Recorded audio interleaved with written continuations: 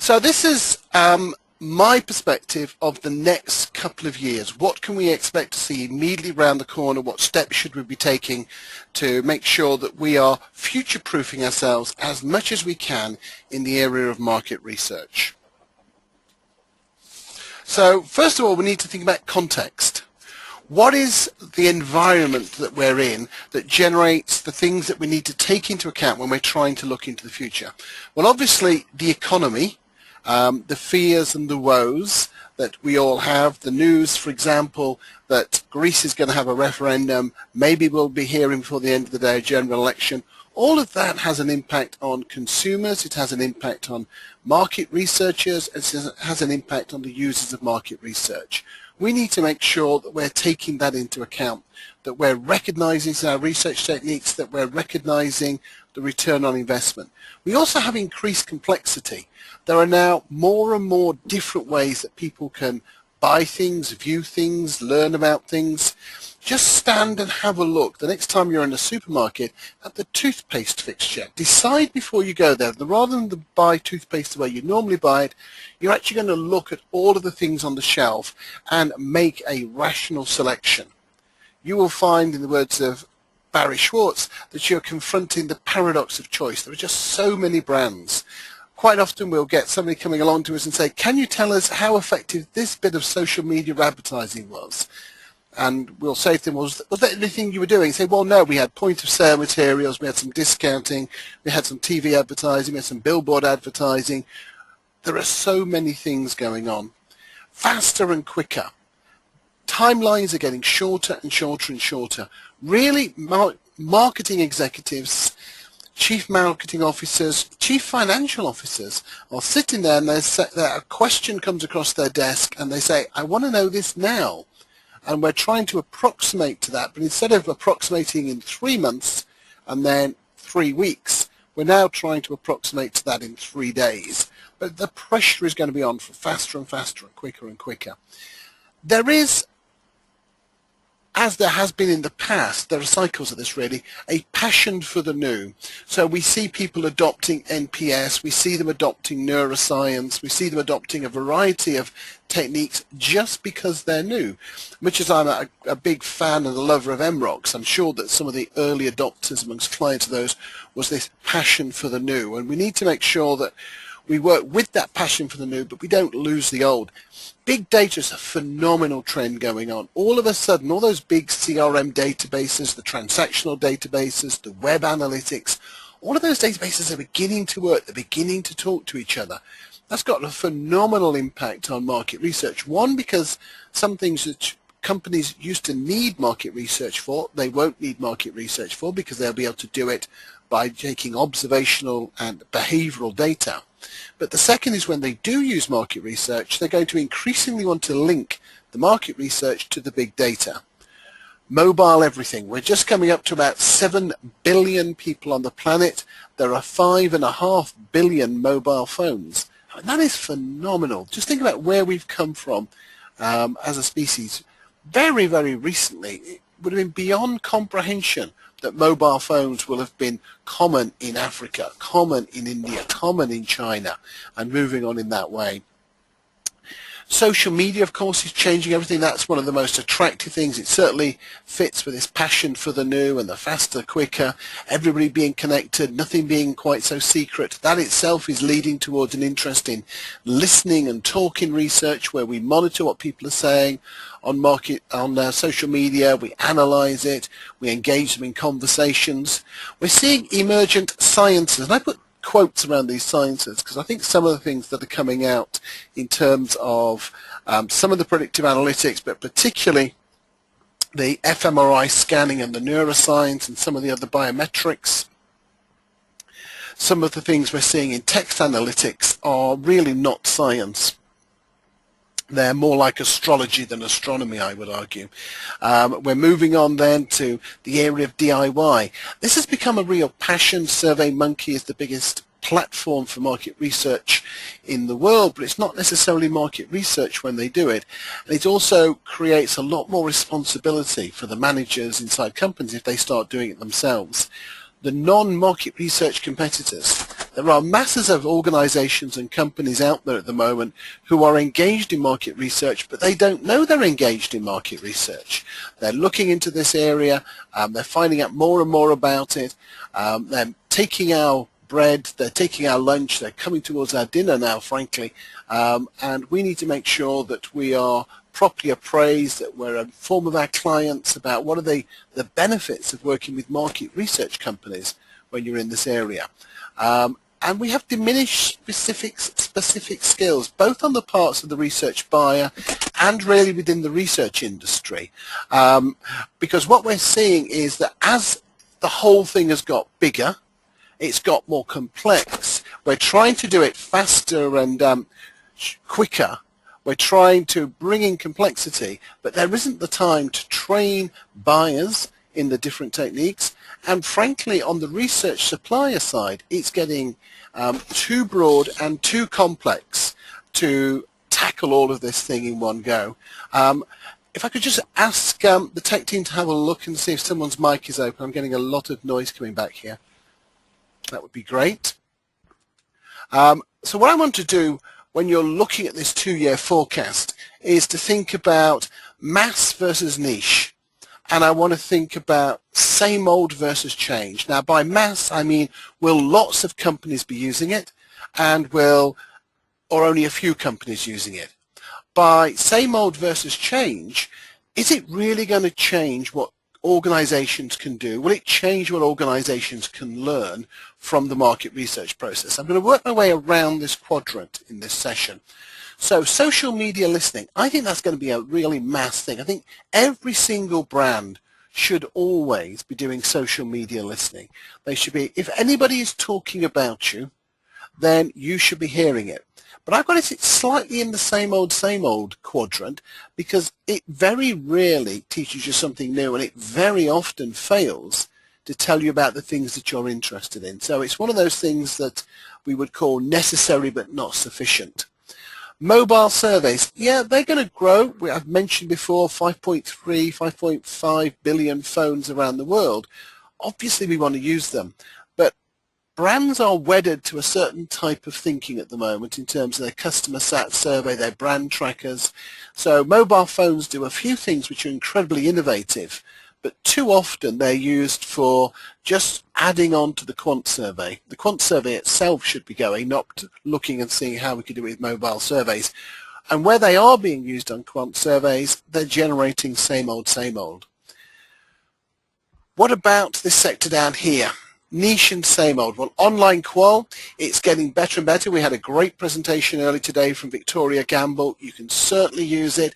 You tend not to find out things that you wouldn't have found out with face-to-face. And there is still a preference from some buyers and some researchers to use face-to-face. So I think online qual is going to be in that niche same old. DIY research, I think that is going to become increasingly niche. It definitely doesn't teach you brand new stuff. Because there isn't the intellectual input, there isn't the academic input, there isn't the professional input to drive the standards up. Why do I think it's going to be niche? I think most client-side researchers, managers, directors, CMOs, CFOs, etc. are simply too busy to get in the business of running DIY surveys. The odd one maybe, but not a lot. Neuroscience, extremely niche, and really not generating a lot of new findings. Where it does generate new information is in validating or repudiating existing market research techniques. So it's holding some of them up and saying, yeah, that's pretty good. It's holding up other research techniques and it's saying, no, that does not work the way you think it is.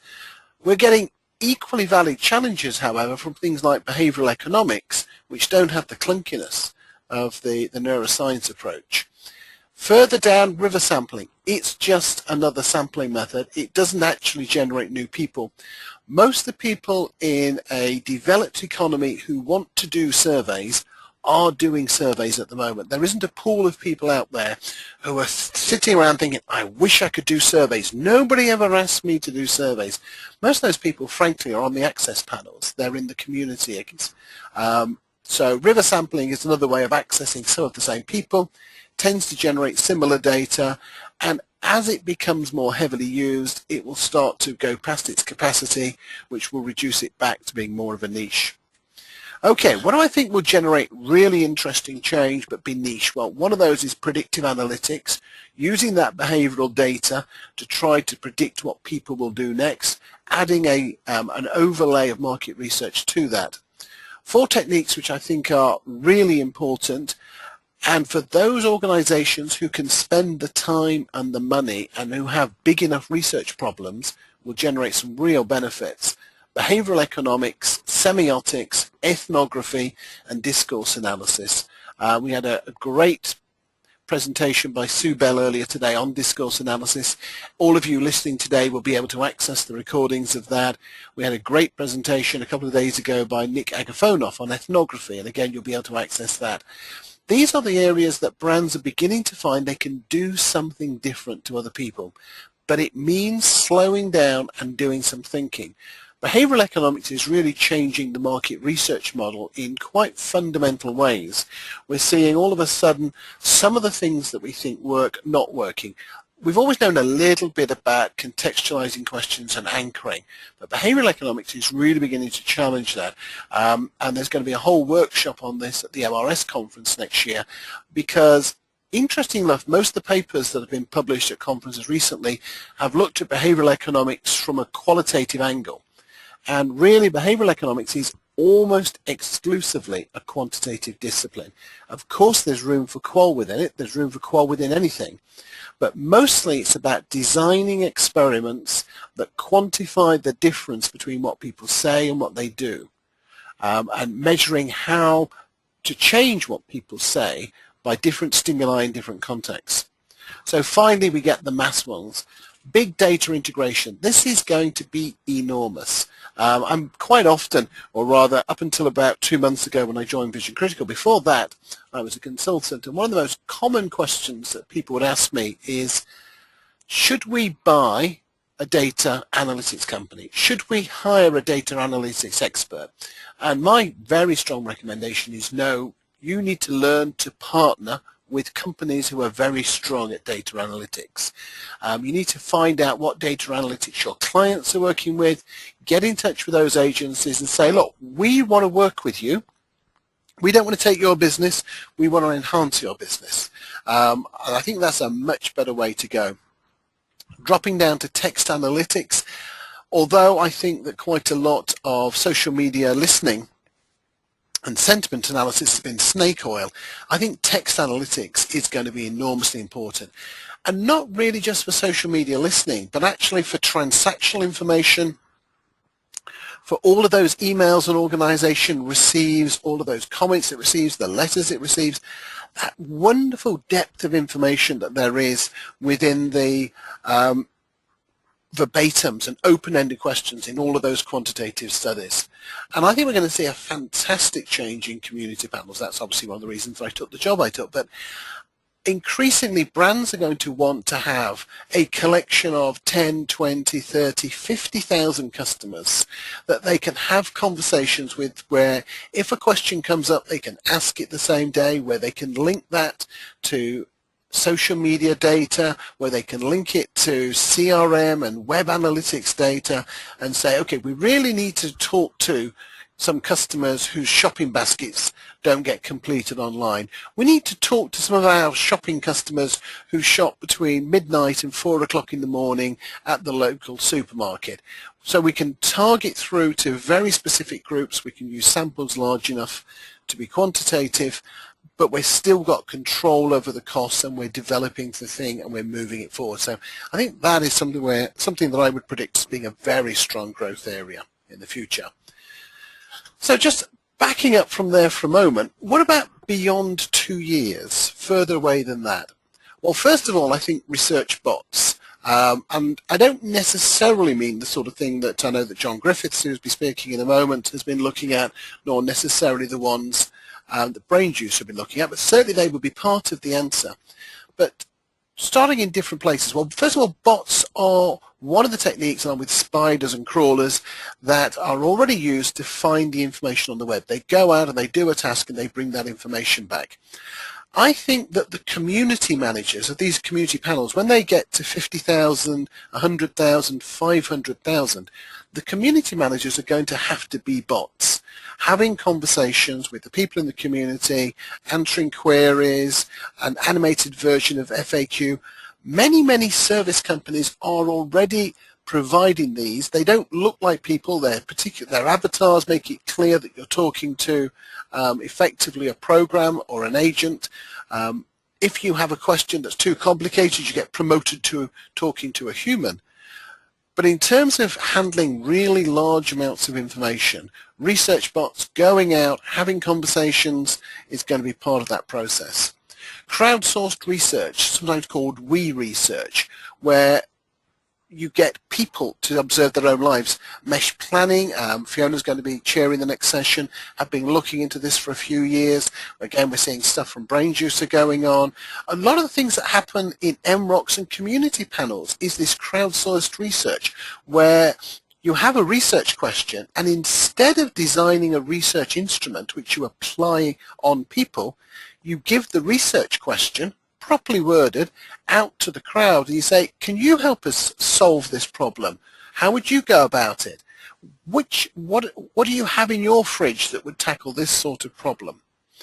And finally, I would say beyond a couple of years, well, about 18 years from now, I think there will be no surveys. Why am I so specific as 18? Well, 2 years ago, I said it would be 20 years. What we'll be doing in the future will be much more discursive. We'll be finding people and we'll be talking to them. That's where the targeter comes from. Listening to conversations, and when people are saying something interesting in social media, reaching out to them and talking to them. A lot more longitudinal analysis. So how do people who desert one bank and move to another, what sort of history do they have attitudinally? What sort of history do they have behaviourally?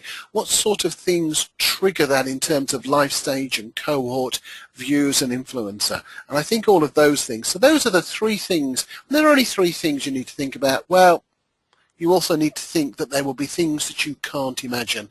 That are, the famous unknown unknowns. They are going to happen and we need to respond to them when they come along. So with that, I'd say thank you very much. And I look forward to questions.